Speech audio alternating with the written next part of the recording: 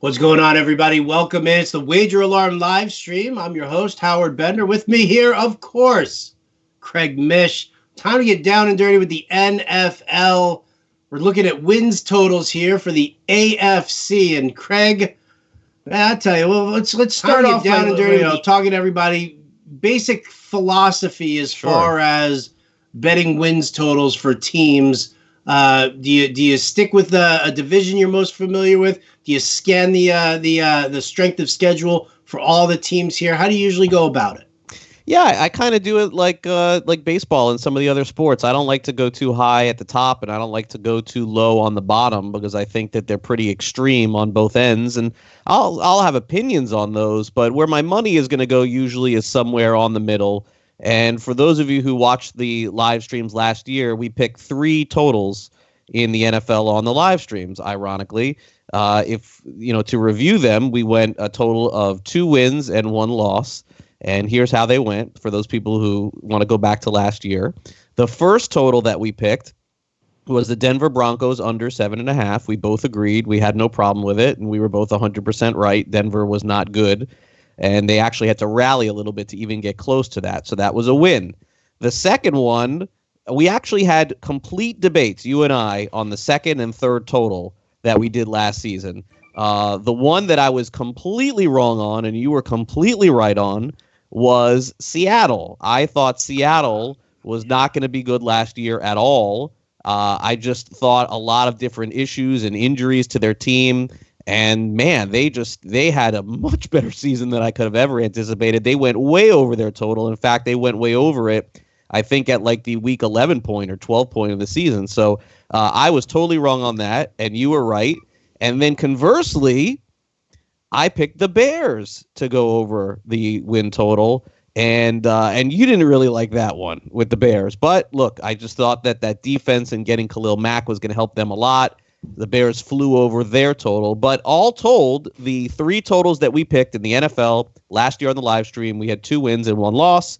And if you're winning 66% of the time, you're doing a really good job. So going into this year, there is really only, of all of the AFC teams, there's only really one strong one that I really feel really good about in the AFC. I actually like a couple of more in the NFC more than I do the AFC, but certainly we'll review it.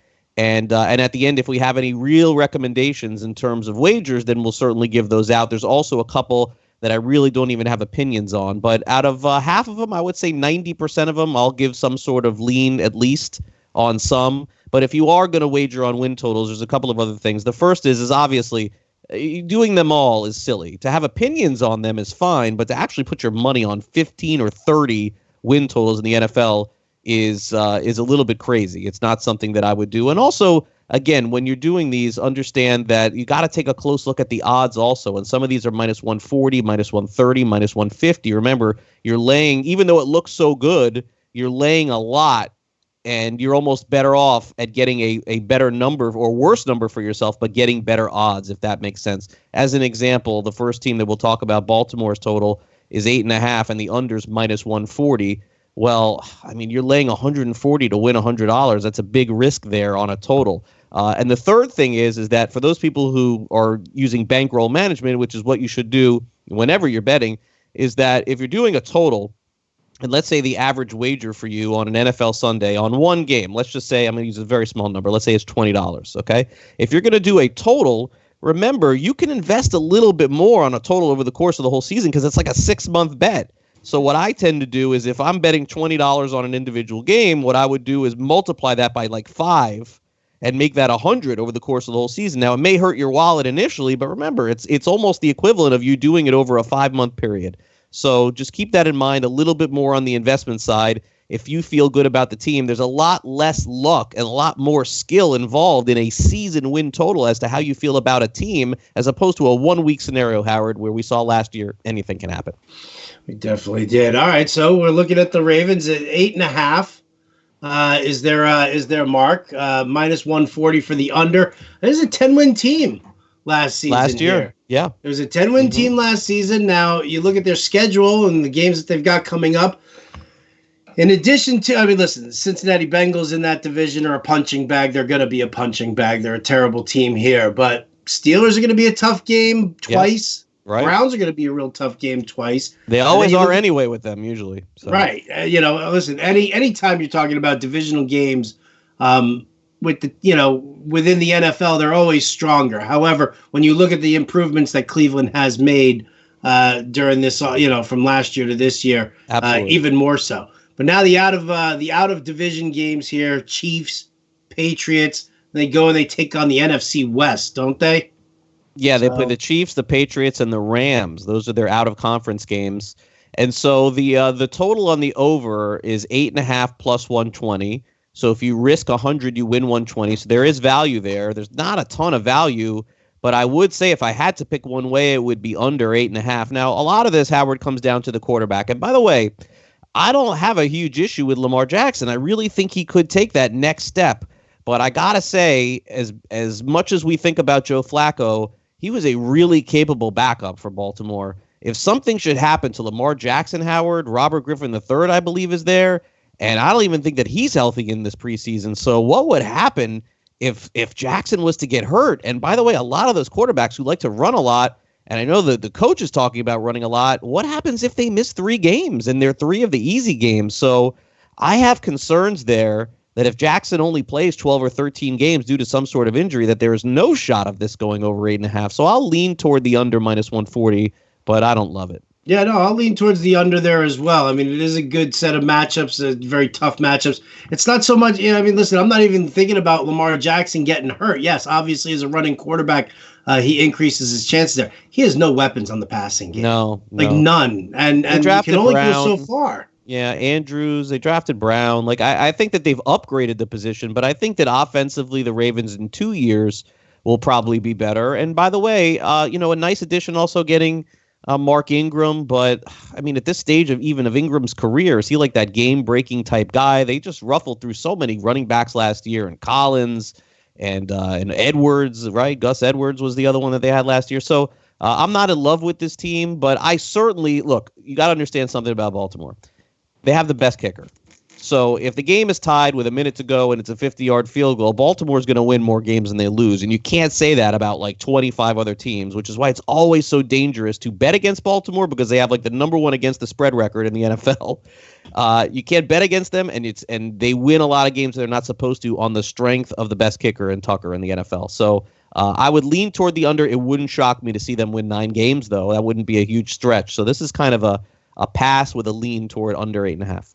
All right. Should we stay in the AFC North, or do you want to go through them nice, easy, and alphabetically here? However you like. Do you want to go to Buffalo, Craig? I know you love the college there. I know you love their program. What about the Bills? Does UB beat Buffalo? Yeah, I like the Bills over 7 here. I do. This is one of the ones that I like. Really? Yeah, I do. I think that their division is doable. Yes. They play the Jets and the Dolphins, 2 teams they could go 3-1 against. At the very worst, they're going 2-2. Their opponent win percentage from last year is 48%, which is among the bottom in the NFL. So that gives them a shot. And the reason why, they play Cincinnati, they play Denver, they play Washington. Those are their out-of-division games. And so you would think that those are doable also. I think that the number is just too low. It's not that I love Buffalo to win the Super Bowl or anything like that. I just think that this is an 8 or 9 win team, and I am willing to lay a little bit extra juice on that minus 135. So really, honestly, of the AFC, I hate to kind of give it away really at the top, but I think Buffalo may be one of my favorite ones in the AFC to go over 7. I would probably, me personally, I would pass on it. I don't like the weaponry, I don't like the backfield, how they've got that structured right there. It's a good defensive team, again, you want to talk about a mobile quarterback in Josh Allen. He can be explosive. He was absolutely. Really good in the second half last year. Sure, of course. Really good. Listen, and by the way, the Buffalo Bills were great in the second half. They averaged 25 points a game, almost 25 points a game over their last 7 weeks of the season there. Like, they completely clicked. They did. And by the way, I love the running back who they drafted from FAU, Devin Singletary. If they give him a chance to play, I think that he can be a star in the NFL. The only issue is, as you remember last year from our live stream, we could have had FAU covering that big spread if Singletary wasn't caught at the 1 yard line against FIU. But a story for another day. I'm going to go over on Buffalo. So let's move on now, Howard, to the Cincinnati Bengals. If they're not the worst team in the NFL, they're projected to be among the worst teams in the NFL. We obviously know that going into the season that they're going to be missing their best player in A.J. Green, that's for sure. Their tight end's never able to stay healthy. Their quarterback, I think most people feel, Howard, I don't know about you, I think most people feel this is probably the last season for Andy Dalton starting in Cincinnati, and they could be chasing down a top 3 pick in the NFL, but the indication here is the total of 6, which isn't super low, so Vegas is kind of dragging you into that under 6 here, which makes it a little bit dangerous for me. So how do you see Cincinnati? Well, considering that they lost their first-round draft choice in Jonah Williams and their offensive line and Clint Bowling retired, their offensive line took a massive hit. Massive hit. I'm happily taking the under on this one for the Bengals. Listen, I think this is a team that'll scare you every once in a while, but I think overall, I think that they're just not a good team. They're not a strong team. I like Tyler Boyd. I like Joe Mixon, but I'm sorry. Without an offensive line, Mixon gets neutralized. You can't just sit and rely on Boyd and Andy Dalton the entire time. I'll take the under. Yeah, and their road games this year, also NFC West, so they'll play Seattle. They have a neutral site game, which is London, against the Rams. That's not really a winnable game for them, I would think, either. They have the Cardinals at home. They could win that. They have the Jaguars at home there. But they would have to win some games in that division, and they're clearly the worst team. So I would also lean toward the under, but it would be a no play for me. All right, the big team that everybody wants in on. Last year, it was the easiest, over. Well, they made you sweat it out, but I think, it was like 4 wins for the Browns at Cleveland? first. Yeah, well, they made you sweat it out the first month, and then Hugh Jackson got fired, and it went whoop. And then all of a sudden, hey, look, we know how to play ball. Right. So now it's we're talking about 9, and it's that's a high number. Minus 110, the over, the under. I mean, just listen. I think the weaponry is great. I think that 2 gimmies against Cincinnati are absolutely fantastic. They do have some out of division games that are tough. They do also have to play the Rams in the NFC West. 9 wins, that's the thing. Like if this had like an 8.5, then I'd be happy. I'd be okay taking the over. If it was 9.5, I'd be happy taking the under here. So it's close for you. It's really close for me. It's a no bet for me, but I think that I would probably lean on the under, on the 8-8. That's where I would go to. I would lean on the 8-8. I feel like there's too much steam and too much positivity on a team. Look, Baker Mayfield has been great. They added Landry last year. They added Beckham now, and Chubb looks like he's going to be a star. They have a lot of things going right for them.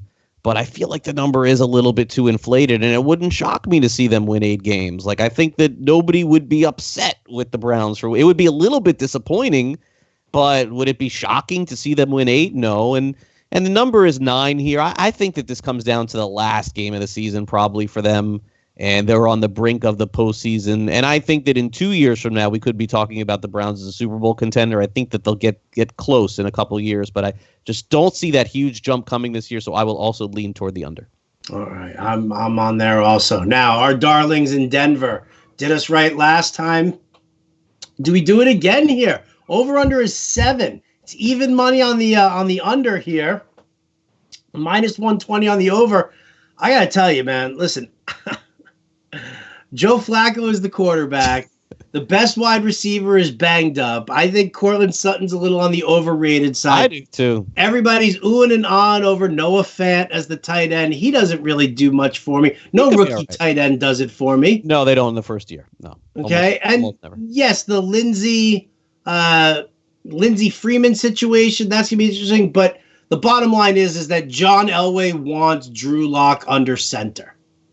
And at some point, we are looking at a change. I don't know how much rope they're going to give to Joe Flacco as the starting quarterback. I just don't love this team. I love Vic Fangio as the coach, but he's totally defensive-minded, and he's putting his eggs into Rick Scarangello's basket here. And Scarangello he was the quarterback's coach for the 49ers last year. So he's from the Kyle Shanahan tree. We know what he wants to do. He wants to implement that same type of offense that Shanahan's got going on there in San Francisco. I don't think it works with this personnel. And I think that I think we're going to be doing a lot of the unders this year for Denver. And the under I'm going to start with is under 7 on the wins. Yeah, I could see that too. I'm just going to lean on this one under 7, but you're right, Howard. And the other thing that you have to look at here when you look at the Broncos is, and just picture this: are they better than they were last year? Like, do you really feel like they're better? What did they do to get better? I think they're the same team or worse. So I think that you make a really good point. I'm also going to lean toward the under here, so I would probably agree with you on that one. One that I do feel good about, but the problem is the line. So I'm going to have some advice here for people on this one. Now, this is the Houston Texans. The Texans number is fluctuating a little bit back and forth. Okay, so you see some 8.5s, and the over 8.5 you can get plus 140. The under 8.5, and here's where my issue is minus 160. And I know we've been riding a lot of unders here, but I'm going to do it again here. What I would do, Howard, is I would try to get an 8 instead of laying the minus 160. I would try to get an 8. I think Houston is worse than 8 wins. Really? I don't think that half does anything for you. I think this is the final year of Bill O'Brien as the coach. They're already talking about trading Clowney. I think, if I'm not mistaken, they're the only team in the NFL without a general manager going into the season also. They never hired one.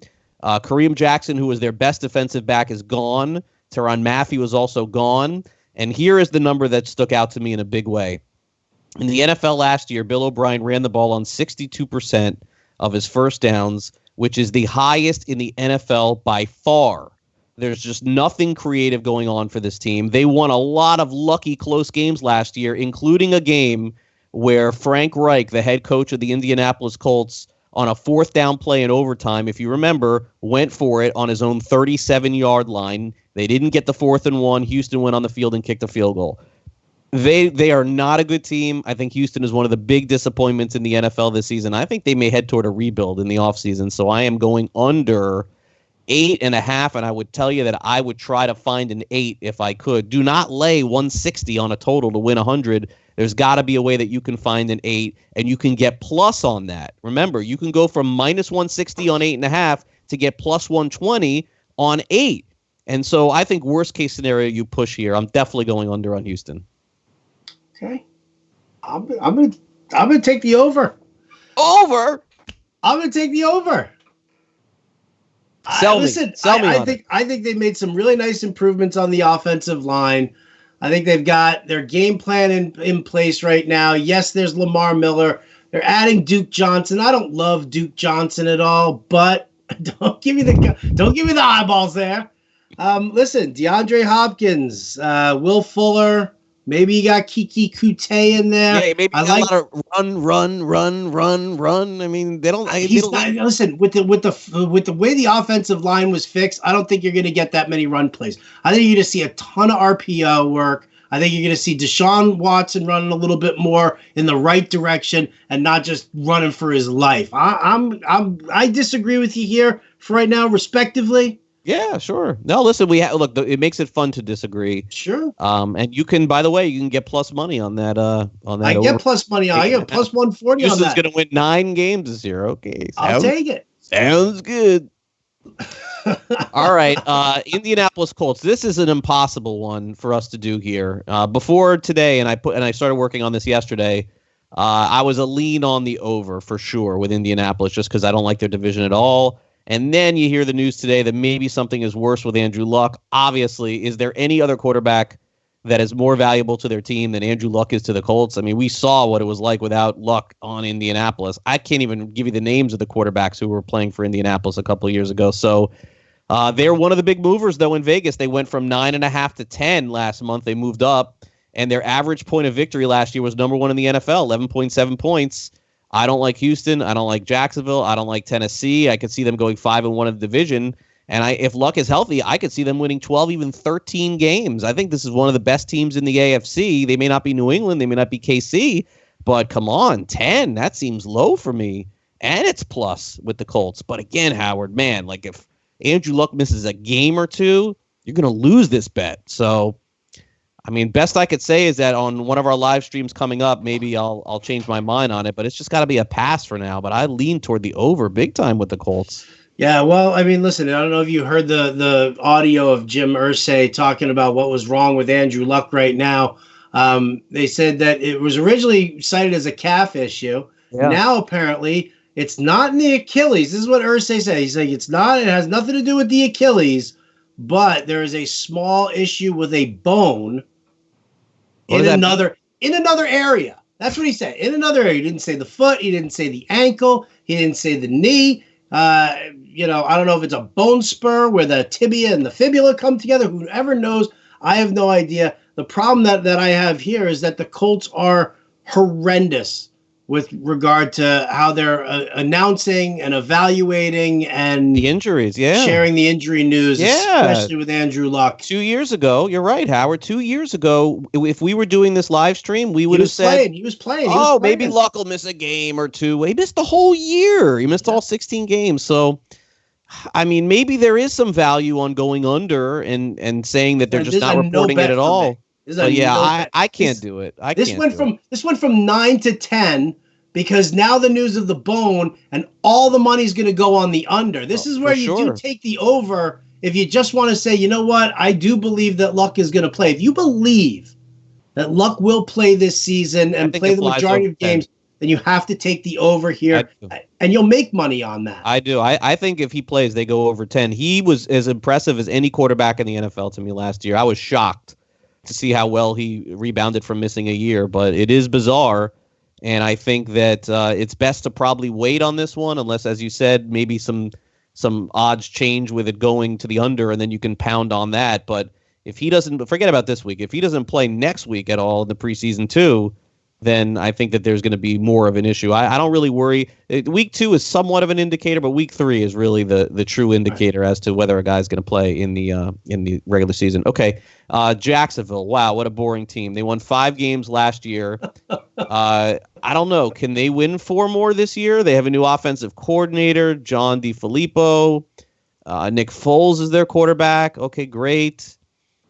They play the Bengals, the Raiders. They have some easy games. They play Houston, Tennessee. Fournette, when he's on the field, he's dominant. When he's not, they're not the same team. I feel like this is the number to me. Like, I feel like Jacksonville at the end of the year is 8 wins and 8 losses. Like, I don't know. I don't see a reason definitively to go under, and I don't see a reason definitively to go over. How about you? No, I mean, I lean on the under here. I could see them being like a 7-9 team, or 6-10 even. There's nothing that excites me about this team. And listen, I get that they've got Foles in there now and he's reunited, but I mean, where are his weapons? D.D. Westbrook, Keelan Cole, Marquise Lee isn't even back on the field anymore. There's no tight end in this system at all. They've got Fournette. They're a run-first team. That's what Doug Marrone loves to do. And there's nothing exciting about it. I could see them finishing 8-8, but I would lean towards the under on this. Okay, fair enough. Kansas City's total is 10.5. Take the over. I don't get this one. They won 12 games last year, and in the 2 games that they lost in their 12-4 season, they lost by 3 to the Rams in the game that was the game of the century, and they lost 43-40 to the Patriots. So, I mean, they look like more or less the same team to me, Howard, unless I'm missing something. I know Kareem Hunt is not there. And look, you have to rely on one of the other running backs, but I would say that Kansas City is now in that mold of whoever they start at running back ends up being successful. Remember, Denver for all those years would start Terrell Davis and Mike Anderson and Gary. It's the system here. It feels like it's the same thing. So the division is doable, and I would go over 10.5 on Kansas City. Probably. Yeah, I would go over 2. I think that there might be a hedge here because there's still the case is still open technically against Tyreek Hill. And what happens if Tyreek Hill does end up taking some sort of a suspension? But you're 1,000% right about the running backs. It's an Andy Reid system. That's the Damian Williams is nothing special. Carlos Hyde, I actually think, is a better running back than he is. And then you have what's his name, Darwin Thompson, who they who they brought in, who they drafted. Cole Hardman they drafted too. Look, they have a very exciting offense. There's no doubt. I just don't see a lot of holes. I like the division they're playing in. But we could really transition, I think, right to the next team because I don't, as much as I do like Kansas City over 10.5, this is the interesting one for me. Howard, you tell me. And look, I was never and have not been a huge Melvin Gordon fan. I still think the Chargers are okay without him and whoever they have. Their total is 10. A lot of people are picking them to go to the Super Bowl. The Chargers. I'm seeing a lot of love for the Chargers. So, Howard, you tell me, like, what is it about this team that people are so in love with? Because, by the way, there certainly is the chance, given that division, that both teams could win 11, 12 games. We could see that again, for sure. But for the Chargers to win and go that far, there's got to be something that I'm just not seeing about this team. So I don't have a strong opinion on the total of 10, but tell me why you think that is. I'm kind of leaning on the over here. I could see them winning 11 games this season. I definitely do.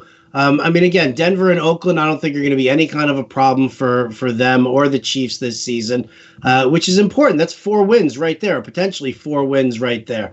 The interesting thing about the Chargers, they lose a target in Tyrell Williams, but yet they gain one back in Hunter Henry. I think I need Melvin Gordon to report for me to be confident in the over.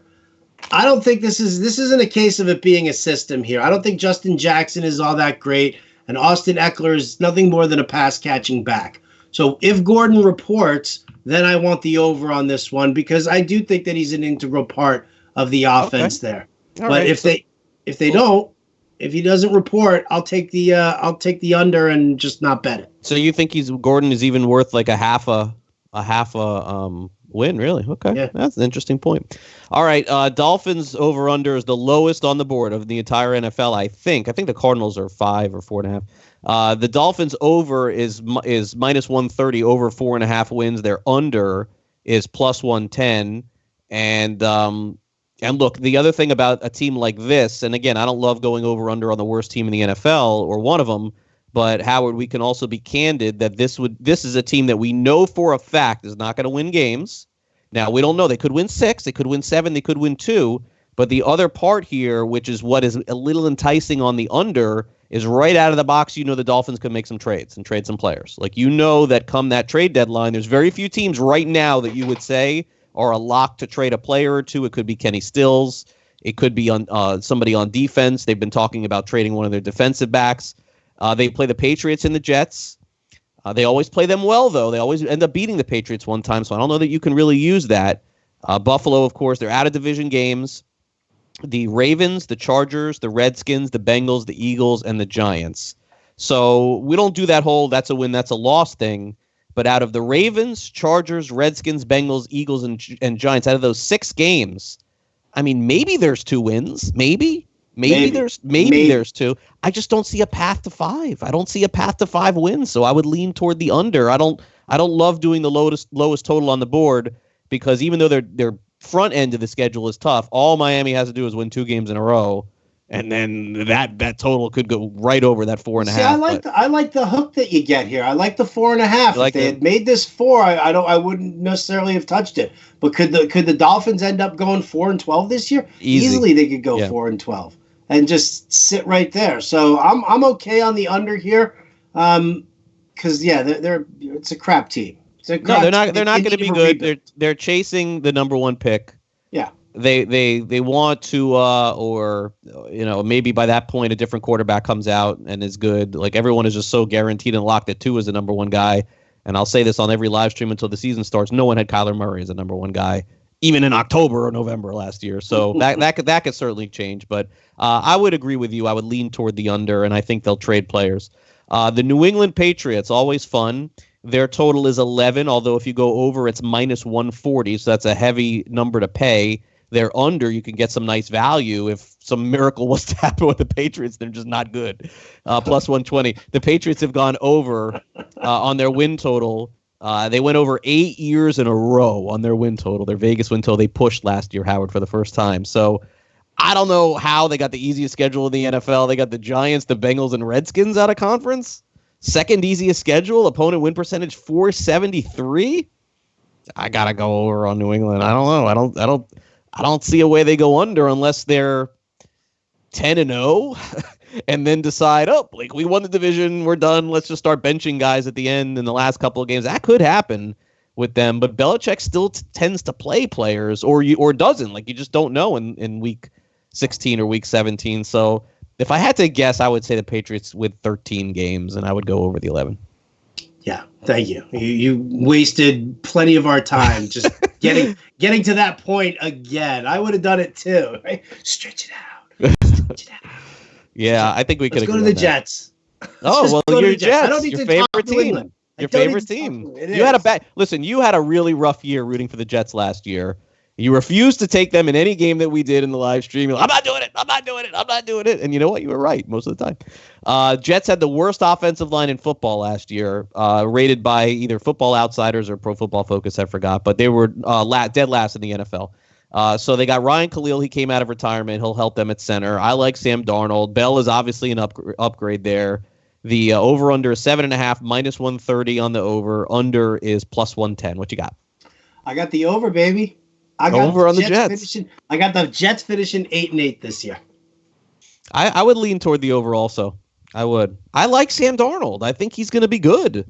I think he's going to be okay too. I think they've got a decent running back. I mean, we've got a lot to. I think the problem is I think that a lot of people are just down on Adam Gase and really trying to figure out what kind of right. Yeah. I mean, what kind of an offense is he going to run here? He says that he wants to run a specific type of offense that he couldn't run in Miami because he didn't have the personnel because everybody was hurt. And, he's just making excuses over and over again. He's got supposedly an elite running back, an improvement on the offensive line, a better offensive line coach, a more zone-friendly blocking scheme that they're going to do.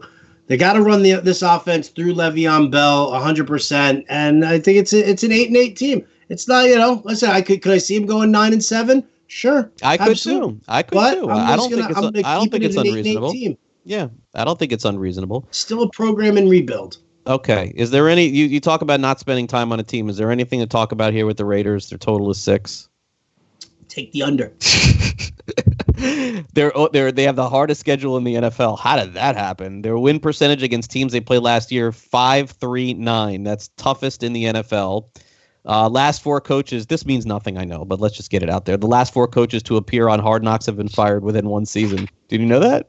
I did not know that. Did you watch the first episode of Hard Knocks? I did. I don't think I taped tonight. Oh, it's on a 10. Right? Dude, it was the worst thing. It was great for like 30 seconds. It was amazing. The open was amazing with Gruden talking, and then it was just awful the rest of the way. I totally agree. What's going on with that this year? When they cut Ollie, I was totally that was my favorite part of the entire episode. But they had no stories. The horseback riding was ridiculous. I agree. John Abram being a paycheck player and starting to talk nothing but smack at Derek Carr for how much he's making. While it seemed very contrived, man. It seemed very contrived this year. You know what was contrived? The fact that they made Richie Incognito and Antonio Brown look like the nicest dudes ever. Oh, hey, Richie, come on over here. Come meet Antonio, your new teammate. I was so hyped when I saw Gruden talking in that first open. I'm like, wow, this is going to be the best show ever. And it just went downhill. But anyway, Hugh Jackson, Jeff Fisher, Mike Smith, Joe Philbin, 4 coaches in a row that didn't make it through the second year after Hard Knocks. Every coach probably gets fired within 2 years in the NFL, honestly. But anyway, they finished the season at the Chargers. Their total is 6 wins. I think the Raiders going into the last 2 games of the year are like 4-10. So I could see them pulling off a couple wins at the end to getting a push. But there's no way they're going over 6. Oh, no, I don't see that. Under for me. Definitely. All right, Pittsburgh. Now, this is an interesting situation here. Oh, tough. These last 2 are very tough. Right? Where do you go with Pittsburgh? I like the weaponry. I think that it's okay. I think the passing game is going to be good. I'm driving that Vance McDonald bandwagon. Tight end whisperer. And listen, I love what they've got going on there. The question is though, the 9, like I don't want to bet this. That's a low number for Pittsburgh, so it is dragging you right to that over. Vegas wants to build another hotel off that over. Like that, you don't put Pittsburgh at 9 unless they want you to go over. So That's scary for me. I don't put much into Bell. I thought Connor was great, and they drafted Snell. He's a good backup running back too. If Samuels doesn't work out, Juju's fine. Their defense is fine. Ben is obviously the whole team. We know that. Well, Dobbs played pretty good, but again, this is the fishiest AFC total here. How can you make Pittsburgh 9? Like, that feels like if you asked me right now, what do you think Pittsburgh's number is? I would have been off by 1. Which is more than I would have been off by any. I would have gotten within a half probably of all of them. I would have put Pittsburgh at 10 without a doubt. But this is just like so much Cleveland respect. Like, this just tells you that everyone thinks the Browns are just as good as the Steelers going into the year. Sure. I'm just going to pass on this one. I think the number is probably spot on. I think they probably have 9 wins, Howard, going into the last game of the season, just like last year. Mm-hmm. And they win, they're in. They lose, they're out. It's like, just get me out of it. I'm done with Pittsburgh, but no lean. And then finally, the Tennessee Titans. The number's 8. Ugh. Sell me on Tennessee one way or the other here too. Okay, listen. There's no passing game. There's 0 passing game. Marcus Mariota stinks at football. All right. A.J. Brown was drafted, but I mean, look who's throwing him the ball. It's Marcus Mariota. Corey Davis is never going to develop into this number one wide receiver that everybody talks about. It's going to be a run-first team until they have to spend the rest of their time in the second half trying to play catch-up. I love the offensive line. I love Derrick Henry this year. I'm very much in him for like fantasy purposes. I hope they give him the ball more than they did in the first half last year. That's for sure. Well, they're going to have to. They didn't figure that out until he rushed for like 400 yards in one game, right? And then they gave it to him every game. Because they had to, they just couldn't believe that New England would give up on such a great talent like Dion Lewis, and they kept trying to shuttle Dion Lewis out there the entire time. That dude's done like dinner. So I like Derrick Henry, but I don't like the passing in this on this team. The over under is 8. I'm not gonna bet it because I just don't. I think that they could be just an 8-8 team at that rate. But I could lean on the under here. I could definitely lean on the under. Minus 140 though. That's a big risk. Well, yeah, again, that's why you don't bet it. You don't bet it. Yeah, I don't think I would agree with you on the lean, but it's just such a boring team. It's like Tennessee and Jacksonville. They're both going to have 7 or 8 wins, I think, this year. I mean, look, there's going to be a surprise team somewhere that's going to completely bomb. That happens every year. There's probably going to be a surprise team that's going to end up winning 12 games that we don't expect. Look, as much as I like the Bears going into last year, I did not think they'd be that good. So, I thought they'd be much better, but not that good. So there'll be some team in the AFC that comes out of nowhere. I guess we could kind of end with that, Howard. Like, my team. Like, to me, the biggest, and we'll disagree on this, the biggest team that I think could be a bust would be Houston. Whoa. Out of nowhere. I think they could go from 9 wins to like 3. Do you have a team that could go like a surprise boom team for you? Like a team that's not expected to win that many games that ends up winning a lot with the Jets? Is that the team for you? No, I kind of feel like it would be Buffalo would be that team that would surprise you the most. I mean, you're more bullish on them than I am. So I do like Buffalo, but I just love the total. I don't think Buffalo wins 11 games, but 7 is just, to me, it's too low. Like, what makes Buffalo worse than Tennessee and Jacksonville? Oh, I don't know. That's why their numbers should be Buffalo stigma. I don't get it. Playing in the same division as New England is the only thing I can think of. That's why their number is 7 and not 7.5 or 8. It's because Jacksonville beats Tennessee. Tennessee beats Jacksonville. Jacksonville beats Houston. Houston beats Jacksonville. Maybe that's part of it. But I could say that about Buffalo. Like, look, New England is great, but they're going to lose 2 games or 3 to someone. I don't know who it's going to be, but they're going to lose a couple. Why not Miami? Why not Buffalo? You just don't know. And it's just that number seems low to me. So that's not a bad boom pick. But anyway, those are our totals for the AFC. Very good opinions, I thought, by you. You made some good points there. I'll take them under consideration for sure. And then we'll be back on Friday for the NFC. Friday we're going to do the NFC, and then I'll tell you what. We'll do your favorite, my favorite, your least favorite, my least favorite for the entire league. Okay. We'll throw that in there. Well, I'm gonna bet something here. I mean, there's no doubt that before I do it every year. So I'm gonna actually, I mean, some people like to just talk and talk and talk. Like, I will bet one of these at least, if not two or three. From people who know from what I do in the past, my trends for people who have watched these streams before is I usually do one. I try to just say, I can't know that much about this, but if I feel so strongly about one, to take one. I probably, in the AFC, my one would be over on Buffalo. As much as I do like Houston under, I would try to get an 8 for Houston. If somebody could find me an 8 at a casino, that's what I would want. I would want plus money on Houston under 8, so plus 120, as opposed to laying minus 160 for 8.5. I just wouldn't do that. So, but the NFC, I think we have some good ones too. I'm looking forward to doing that as well. Yeah. Absolutely. Right now I'm tilting my favorite here so far, in all honesty, and I know you're going to hate this, is I'll take the under on the Dolphins. Yeah, I think look, I don't think you're wrong. I just think it's dangerous, man. I think it's always dangerous to take the worst team with the lowest total. What's my middle name, Craig? And bag on it. But look, you make really solid points. I don't see a path to 5 wins with Miami. I don't. I find it very hard to see 5, but it scares me.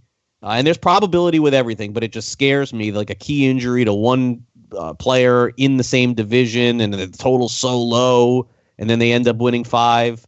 But if I had to lean for sure, I cannot go over on Miami. And knowing, by the way, what I know about the Dolphins, I just know that if they're okay, by the way, from what I understand, they're okay with not even getting the first pick, because they have so many draft picks that they'll just give one away to get up and get that first pick at the end of the season. So they could end up winning 5 games or 4 games and still trade up to get one if, let's say, Cincinnati ends up one or Arizona ends up one. Am I missing somebody in the NFC that could be worse than these two teams? Arizona's the lowest, right? Washington. Oh, Washington. We can't forget them. Yeah. They're terrible.